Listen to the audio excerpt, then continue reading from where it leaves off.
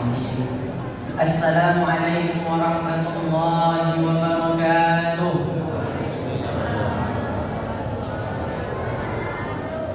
إن الحمد لله نحمده ونستعينه ونستغفره ونعوذ بالله من شرور أنفسنا ومن سيئات أعمالنا. من يهد الله فلا مضل له ومن يضلل فلا هادي له.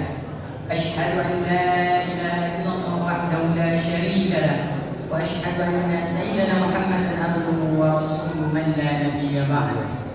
اللهم صل وسلم وبارك على سيدنا محمد وعلى آل سيدنا محمد.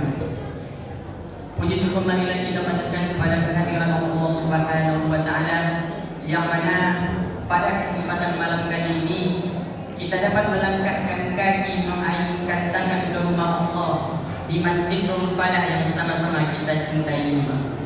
Salawat beriringkan salam tak lupa pula kita hadiahkan kepada junjungan alam, yakni Nabi Muhammad sallallahu alaihi wasallam, dengan melafazkan Allahumma salli ala Sayyidina Muhammad wa ala ali Sayyidina Muhammad.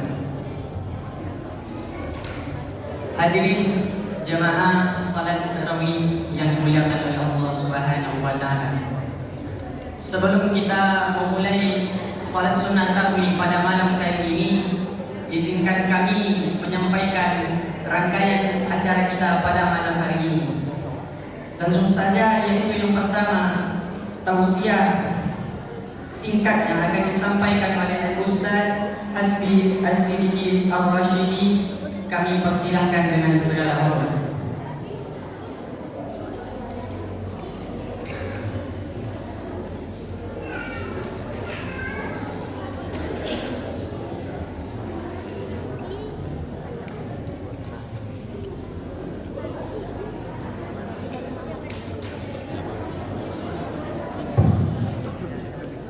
Bismillahirrahmanirrahim. Assalamualaikum warahmatullahi wabarakatuh.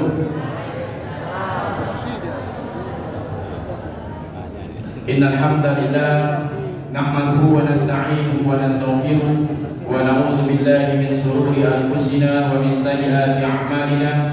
May yahdihillahu fala mudilla lahu wa may yudlilhu fala hadiya lahu. Asyhadu an la ilaha illallah wahdahu la syarika lahu wa asyhadu anna Muhammadan 'abduhu wa rasuluhu la nabiyya ba'dahu. Rabbi ishrah li sadri wa yassir li amri wahlul 'uqdatam min lisani yafqahu qawli. Wa qala Allah ta'ala fi kitabihil karim, na'udzu billahi minasy syaithanir rajim. Bismillahirrahmanirrahim.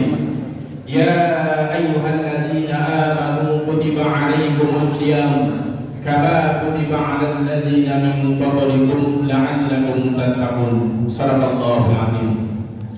Yang sama-sama kita hormati Bapak pengurus masjid kita dan seluruh jajarannya, yang sama-sama kita hormati Bapak-bapak, ibu-ibu yang tidak bisa disebutkan satu persatu namanya. Semoga Allah memuliakan kita semuanya. Amin ya rabbal alamin. Bapak Ibu yang dirahmati Allah Subhanahu wa Ta'ala, kembali kita bersyukur kepada Allah Subhanahu wa Ta'ala dan mengucapkan alhamdulillahi rabbil alamin. Berselawat kita kepada Rasulullah sallallahu alaihi wasallam. Allahumma salli ala sayyidina Muhammad wa ala ali sayyidina Muhammad. Assalamu alayka ya Rasulullah, assalamu alayka ya Habibullah. Semoga dengan selalu kita memperbanyak selawat kepada beliau, insyaallah di dunia kita mendapatkan rahmat, di padang mahsyar kita mendapatkan syafaat, dan di surganya Allah kita mendapatkan surga. Bapak Ibu yang dirahmati Allah Subhanahu wa Ta'ala, sebelum saya memberikan judul santapan rohani pada malam hari ini, terdahulu saya akan memperkenalkan diri saya, Pak Bu, ya. Seperti yang dibacakan Imam Ustaz tadi, nama saya memang panjang loh. Nama saya Hasbi As-Siddiqi Ar-Rasyidi. Itu adalah pemberian dari abang kandung saya, Ustaz Edi Azhar. Jadi Ustaz Edi Azhar itu Bapak Ibu adalah abang kandung saya. Seharusnya Pak yang ngisi malam ini Ustaz Edi, Pak, karena beliau berhalangan hadir, maka saya adiknya diminta untuk menggantikan beliau. Yang seharusnya yang duduk di sini Bu, Ustaz Kondang Bu, ya. malah yang datang Ustaz kandang ya. Jadi maklumnya aja lah Bapak Ibu ya. Saya asli orang Bangcu, orang Bangkinang. Nah di sini ada orang Bangkinang Pak Bu. Banyak Bu ya, alhamdulillah. Bapak Ibu yang dirahmati Allah Subhanahu wa taala. Adapun judul santapan rohani kita pada malam hari ini yaitu 3 doa malaikat Jibril yang diaminkan oleh Rasulullah sallallahu alaihi wasallam. Bapak Ibu yang dirahmati Allah Subhanahu wa taala, ada 3 doa malaikat Jibril yang diaminkan oleh baginda Rasulullah sallallahu alaihi wasallam.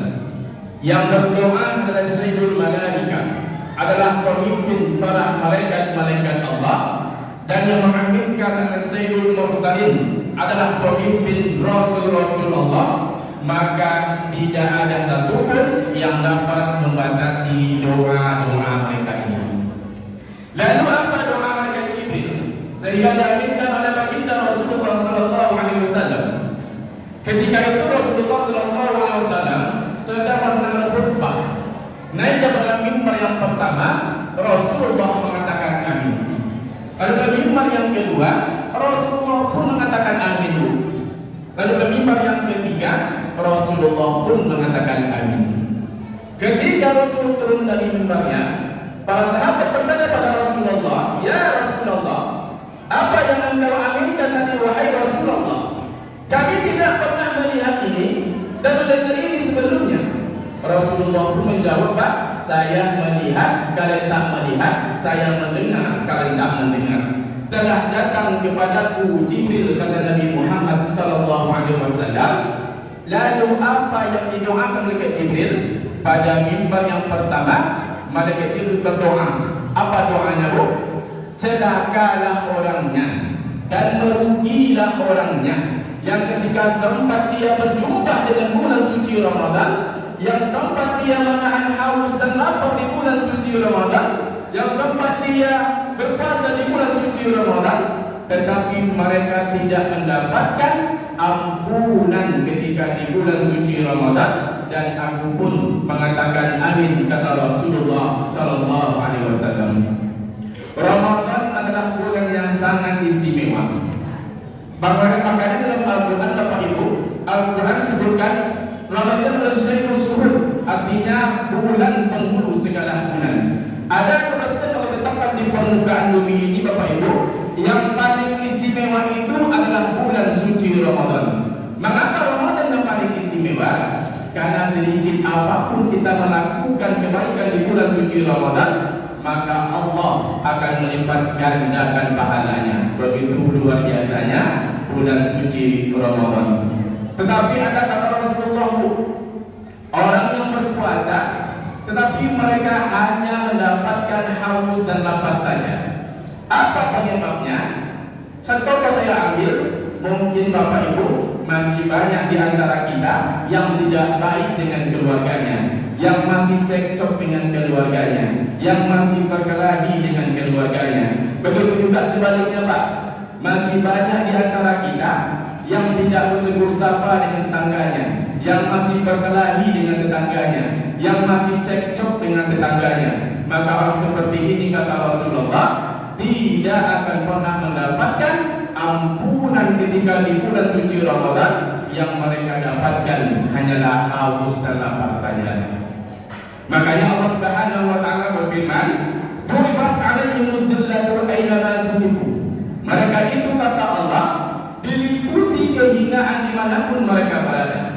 Illa kata Allah, kecuali kata Allah, bihablin minallah wa bihablin minan nas, kecuali orang yang baik kepada Allah dan baik bersama manusia.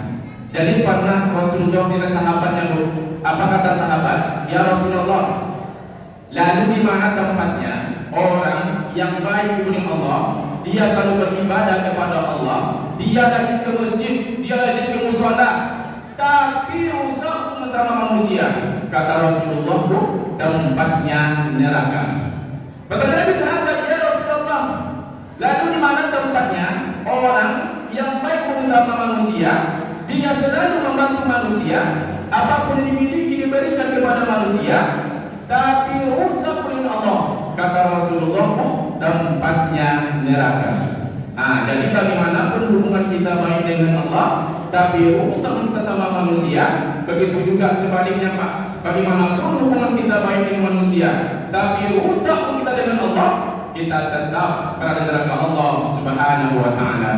Bapak Ibu yang dirahmati Allah Subhanahu wa taala, Rasulullah sallallahu alaihi wasallam telah memberikan uswah hasanah yang patut kita tiru.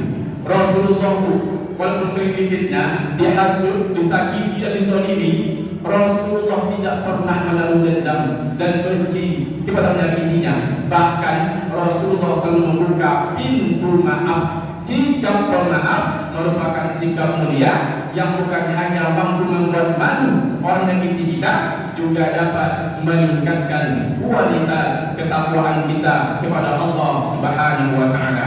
Allah Subhanahu wa taala berfirman, "Wa antahu aqrabu littaqwa." Dan pemaafan kamu itu kata Allah lebih dekat kepada takwa. Wa la tansau fadla bainakum, dan janganlah kamu melupakan keutamaan di antara kamu. Innallaha bima ta'maluna basir, kata Allah. Sesungguhnya Allah Maha melihat apa yang kamu kerjakan. Menjadi seorang pemaaf memang bukan gampang, tapi kalau kita sadari bahwa memaafkan orang lain adalah perbuatan mulia dan berdendam itu adalah perbuatan tercela, maka insya Allah kita akan mampu. In ahsantum ahsantum li anfusikum, jika kita berbuat baik maka kebaikan itu untuk diri kita. Wa in asahtum falaha, dan kita berbuat jahat maka kejahatan itu untuk diri kita juga. Bapak Ibu sidang jemaah tarawih yang dirahmati Allah Subhanahu wa taala, itu yang pertama.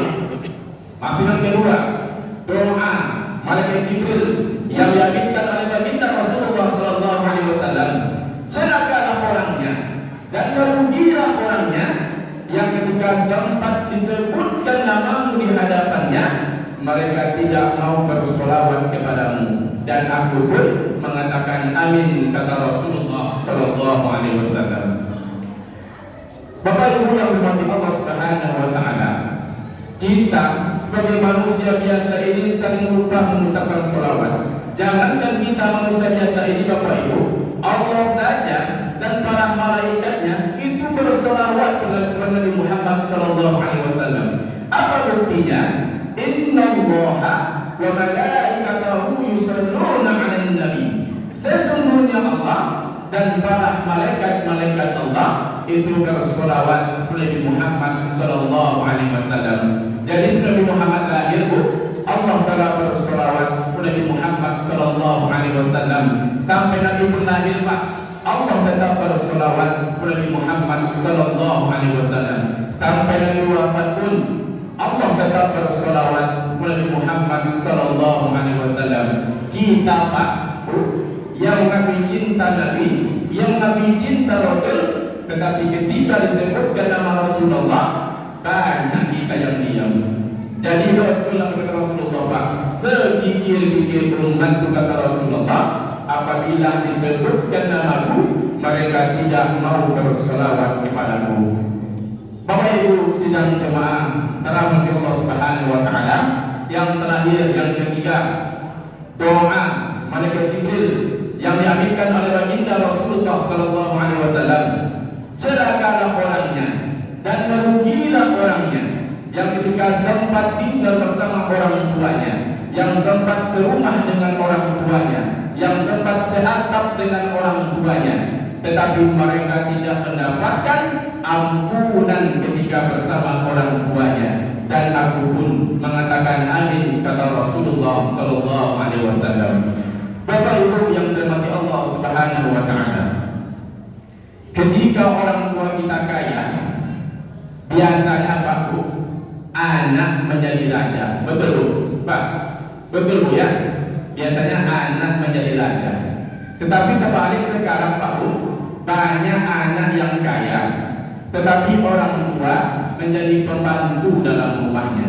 Yang menjaga anaknya orang tuanya, yang mengasuh anaknya orang tuanya, yang mencerokin anaknya orang tuanya. Maka orang seperti ini, kata Rasulullah, tidak akan pernah mendapatkan ampunan ketika bersama orang tuanya. Padahal Bu, orang tua kita lah yang telah pontang-panting mencari nafkah untuk kita, membesarkan kita, mendidik kita, menyekolahkan kita, disekolahkan dari TK, SD sampai kita sarjana. Tetapi kenapa kita sukses? Kita lupa kepada orang tua kita. Padahal Pak, apapun yang diinginkan orang tua kita, ingin minta diperbaiki rumahnya misalnya, perbaiki rumahnya. Ingin minta diberikan pakaiannya, berikan mereka pakaian. Ingin minta didapatkan kurban, kurbankan mereka. Ingin minta didapatkan umroh, umrohkan mereka. Ingin minta diberikan zakatnya, bayarkan zakatnya. Itu yang harus kita lakukan sebagai anak. Ini kadang-kadang Pak, banyak anak yang terhitung sama orang tuanya. Ketika istrinya yang minta, Pak, anaknya yang minta, cepat dikabulkan Pak. Tapi kan orang tuanya yang minta, banyak anak yang mengabulkannya. Begitu dengan laki ini Pak, untuk para suami ini, ketika diberikan sesuatu atau uang kepada kedua orang tuanya, masih banyak kita ini yang minta izin dulu pada istri kita Pak. Ya Pak ya?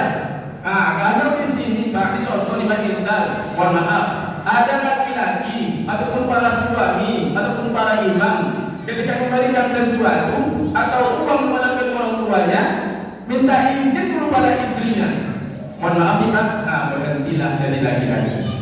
Karena kita laki-laki ini Pak, tidak perlu kita minta izin dulu pada istri kita. Makanya sahabat pernah bertanya kepada Rasulullah, apa kata sahabat? Ya Rasulullah, kepada satu kali berbakti ya Rasulullah, ibumu. Siapa lagi ya Rasulullah? Ibumu. Siapa lagi Rasulullah? Ibumu. Bab yang keempat, bapakmu. Mengapa kata ibumu? Karena yang pertama Pak, ibu kita lah yang telah mengandung kita selama 9 bulan 10 hari namanya. Dan yang kedua Pak, ibu kita lah yang telah melahirkan kita. Dan ini adalah perjuangan yang sangat sakit yang dirasakan oleh ibu kita. Dan tidak pantas kita sebagai anak itu melawan kepada ibu kita, mengatakan saja Allah haramkan, apalagi sempat kita melawan kepada ibu kita. Tetapi masih banyak kita dengar di sosial, masih banyak anak yang menggugat ataupun melaporkan orang tuanya karena harta warisan. Na'udzubillah min dzalik. Dan yang ketiga, ibu kita lah yang telah mengisi kita selama 2 tahun lamanya. Maka di sini letak kajinya Pak. Ridallah fi ridal walidain wa suhdullah fi suhdil walidain. Ridhonya Allah terletak pada ridhonya orang tua, dan murkanya Allah terletak pada murkanya orang tua. Jika kita ingin surganya Allah, berbaktilah kita kepada orang tua kita. Dan jika kita ingin nerakanya Allah Pak, durhakalah kita kepada orang tua kita. Kita Pak, yang masih punya orang tua yang masih hidup, senangi hati mereka, tanya selera mereka, apa yang mereka inginkan dari kita. Mungkin Pak Bu, kita bisa makan enak di sini Bu, karena kita berpenghasilan misalnya, bisa makan enak di sini, yang ini bisa kita beli, yang itu bisa kita beli. Tetapi pernahkah kita berpikir orang tua kita di kampung halaman sana entah apa yang dimakannya? Makanya kita sebagai anak yang punya orang tua yang masih hidup, pergunakanlah HP-mu itu, telepon orang tuamu, video call orang tuamu, tanya kabarnya, dan juga tanya selera mereka, apa yang mereka inginkan dari kita. Selagi orang tua kita masih ada, buatlah mereka seperti raja, biarkan sini kita seperti raja-raja. Kalau orang tua kita telah tiada waktu ataupun telah meninggal dunia misalnya ini, apa yang harus kita lakukan? Kita sebagai anak selalulah mendoakan orang tua kita. Kalau kita berinfak, bersedekah untuk guru masjid, bersedekah untuk anak yatim, untuk mushola, apa yang harus kita lakukan? Kita niatkan untuk kedua orang tua kita. Kalau orang tua kita itu terdedah, maka itu yang harus kita lakukan sebagai anak. Selalulah mendoakan orang tua kita. Dan kalau kita sebagai anak misalnya ini tidak bisa kita memberi, tidak bisa kita berbakti, perlu saya ingatkan, jangan pernah kita menyakiti ataupun melukai hati kedua orang tua kita. Mungkin hanya yang saya sampaikan, lebih dan kurang saya mohon maaf. Wabillahi taufiq wal hidayah. Assalamualaikum warahmatullahi wabarakatuh.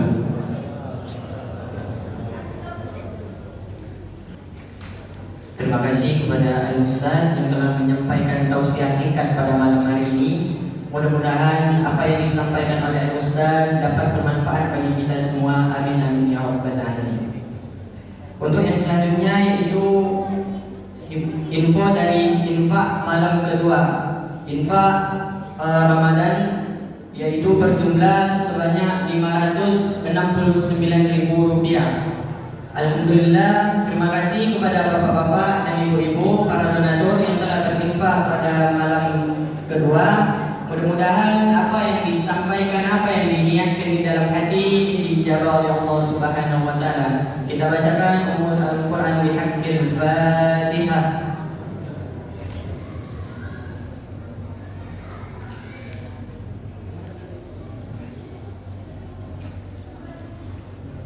Amin amin ya rabbal alamin.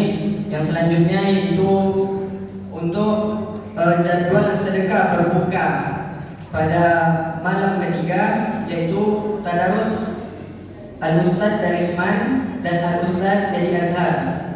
Yang untuk sahur yaitu Bapak Karistianto, dan yang untuk berbuka Ibu Diltana dan Pak Syarifuddin. Baik, untuk petugas malam kali ini yaitu yang bertindak sebagai imam Al-Ustadz Ilham Saputra, dan yang bertindak sebagai Bilal Al-Ustadz Randy Pratama. Mungkin itu saja yang dapat saya sampaikan. Mohon maaf apabila ada kesalahan kata. Kita tutup dengan kafaratul majelis. Subhanallahumma wa bihamdika asyhadu an la ilaha illa anta astaghfiruka wa atubu ilaik. Aqulu qawli hadza wa astaghfirullah li wa lakum. Wassalamu alaikum warahmatullahi wabarakatuh.